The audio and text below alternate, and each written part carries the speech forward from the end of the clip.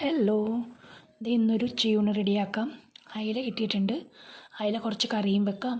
ഇതേ കുറച്ച് വറുക്കാനായിട്ട് ഉപ്പും മഞ്ഞളും കുരുമുളകും ഇട്ട് ഒന്ന് പുരട്ടി വെച്ചിട്ടുണ്ട്. പിന്നെ മുരിങ്ങയില മുട്ടത്തോരൻ ഉണ്ടാക്കാം കേട്ടോ. അപ്പോൾ ഒരു ചട്ടി വെച്ചിട്ട് എണ്ണ ചൂടാക്കി കഴിയുമ്പോഴത്തേക്കും ഉള്ളിയും പച്ചമുളകും ഇഞ്ചിയും ഒന്ന് വഴറ്റി കൊടുക്കണം. ഒന്ന് വാടി വരുമ്പോഴത്തേക്കും നമുക്ക് തേങ്ങ അരച്ച അരപ്പിട്ട് കൊടുക്കാം. തേങ്ങ ഞാൻ ഈ പറഞ്ഞ പോലെ കുറേ വീഡിയോയിൽ പറഞ്ഞിട്ടുണ്ട്. മുളക് പൊടിയും മഞ്ഞൾപ്പൊടിയും മാത്രമേ ഇട്ടിട്ടുള്ളൂ. തേങ്ങ അരപ്പിനകത്തിട്ട് തേങ്ങ അരപ്പൊന്ന് തിളച്ച് വരുമ്പോഴത്തേക്കും നമുക്ക് മാങ്ങ ഇട്ട് കൊടുക്കാം. ആവശ്യത്തിന് വെള്ളം ഒഴിച്ച് കൊടുക്കാം. ഒന്ന് അടച്ച് വെച്ച് നല്ലോണം വന്നവരെ വെയിറ്റ് ചെയ്യാം കേട്ടോ.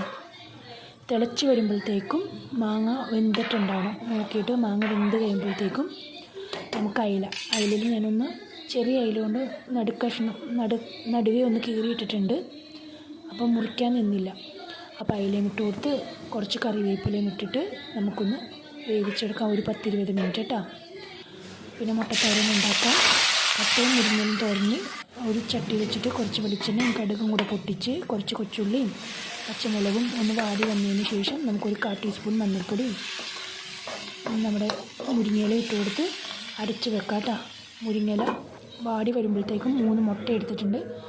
1/4 ടീസ്പൂൺ ഉപ്പും ഒരു 1/4 കപ്പ് തേങ്ങ ചെറുകിയതും ഇട്ട് കൊടുത്ത് വാടി വരുമ്പോഴത്തേക്കും നമുക്ക് മുട്ടയിട്ടിട്ട് ഒന്ന് ചിക്കി എടുത്ത് കഴിഞ്ഞാൽ നമ്മുടെ മുട്ട മുരിങ്ങയുടെ തോരൻ റെഡി ആയിട്ടുണ്ട്.